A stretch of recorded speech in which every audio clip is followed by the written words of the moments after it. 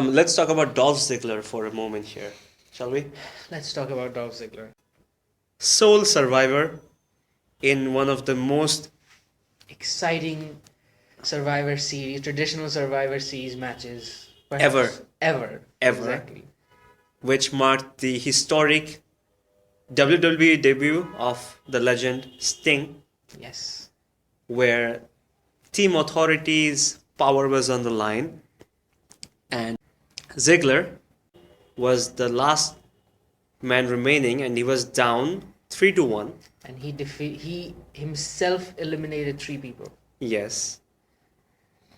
You make him do all that, And and then what does he get in return? he gets an IC title. Which amounts to basically nothing. Exactly. So, what you're trying to do is you're making the hometown crowd happy that Ziggler received an IC title, but to me, that is just smoke and mirrors. Biggest problem with the WWE, incoherent and inconsistent storytelling. That you highlight Ziggler to such an extent, like his performance was amazing. Like the last minutes when it was him up against Seth Rollins and we had Luke Harper. Luke Harper.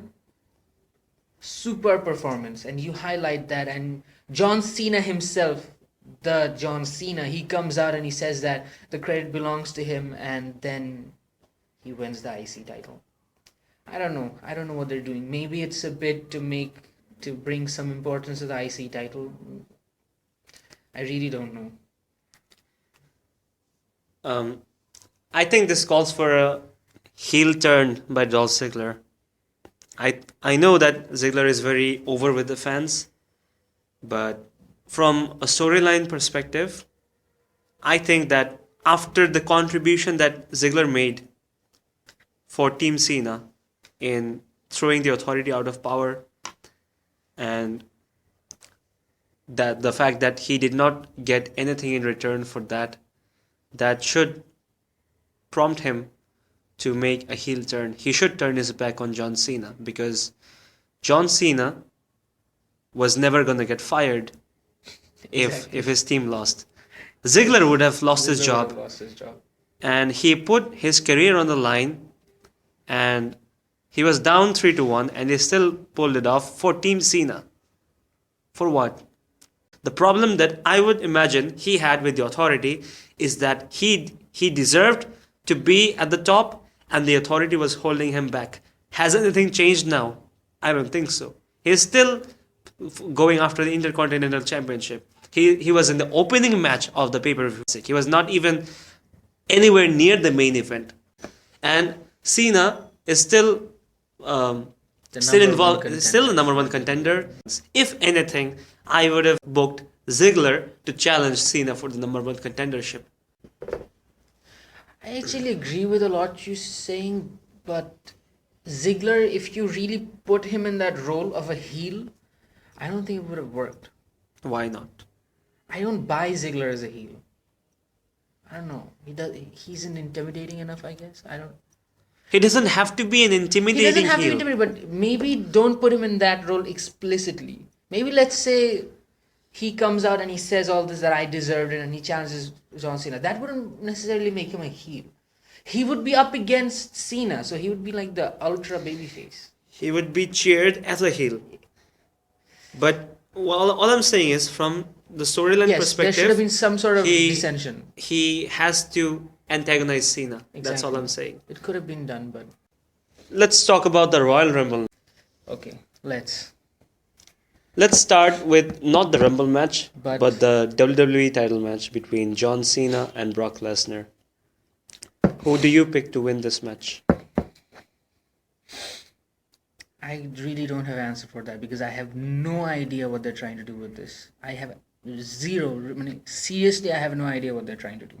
Like, are they trying to put the title on Cena and he gets beat at WrestleMania by Roman Reigns, or is Reigns going to beat Brock Lesnar? I don't know. What do you think? I think Cena wins this one. Simply because... What does that get them?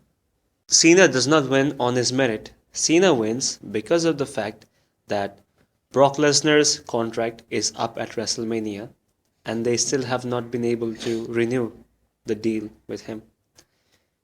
If I was in the WWE, I would not let such a person hold my most important title at my biggest show of the year. I would not take the risk of letting Lesnar hold the title until WrestleMania, because if the contract is not renewed, and since we are in the age of the internet, news spreads like wildfire. Everyone would know, like the last time Brock Lesnar and Goldberg both left, it was supposed to be a dream match at WrestleMania 20. Turns out, everyone booed the hell out of both people because the word got out that this was supposed to be their last match. And the only good part in that match was at the end of the match when Stone Cold Steve Austin put them both through stunners. So if Brock Lesnar's contract is not renewed, word will get out.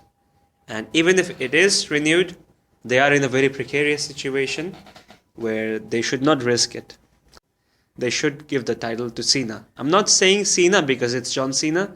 If it was anyone else challenging Lesnar, I would have given the title to him. And I think that WWE will take the title off of Lesnar. I think the time has come for him to give up the title. And another important thing is that if Cena is the champion going to WrestleMania, since he is now a veteran, he has main evented a large number of WrestleManias. He has been in the, if not the most important match, one of the most important matches of every WrestleMania for the past 10 years. And since we are in the age where WWE are now trying to make new stars break through the glass ceiling, I think John Cena is the perfect man to put someone like that over at WrestleMania. It could be Seth Rollins, it could be Dean Ambrose, it could even be Roman Reigns or Bray Wyatt. It will be Roman Reigns. Unfortunately, yes. But Cena is the guy to put Reigns or someone else over at WrestleMania, not Lesnar.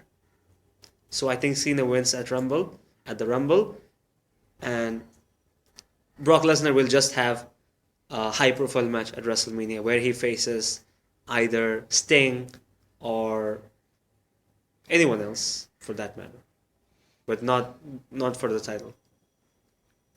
I kind of want Brock Lesnar to carry the title to WrestleMania, only because otherwise it just trivializes The Undertaker's defeat. I understand that.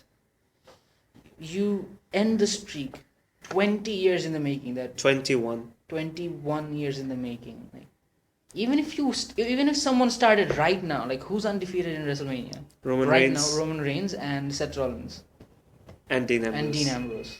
Even if you started right now, it would take 20 more years to emulate that. This streak. will never be replicated, I'm telling you. Exactly. You end this possibly singularity in the history of wrestling, and this man goes on to then destroy Cena in a squash match that probably we will never again see from Cena.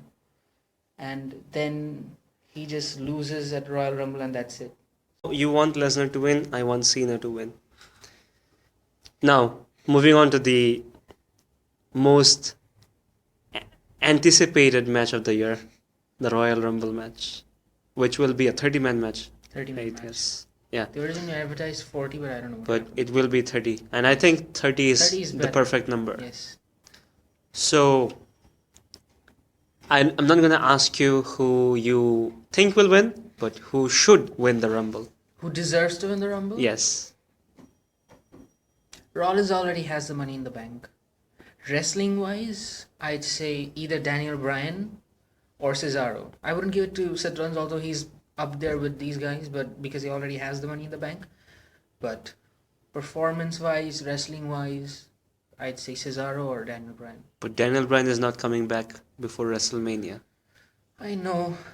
I still have this hope somewhere deep inside my heart that all this was a play and Daniel Bryan is actually cured and he's just gonna show up. I can hope, right? He could do it, I Guy think. can dream. If he is fit by the time of WrestleMania, you could have him show up at number 30 and just kick someone off the top rope and win the thing. It could happen. It could happen, but I don't think Daniel Bryan should do it. He's always been the underdog. He's Yes. overcome difficulties. He should have won the Come Rumble up last year. He should have won the Rumble. But that was a blessing in that disguise. was a blessing in his disguise, exactly. But Cesaro, I'm not sure about Cesaro because Well, you said who should. Yes. Cesaro deserves to win it, but he won't. He won't.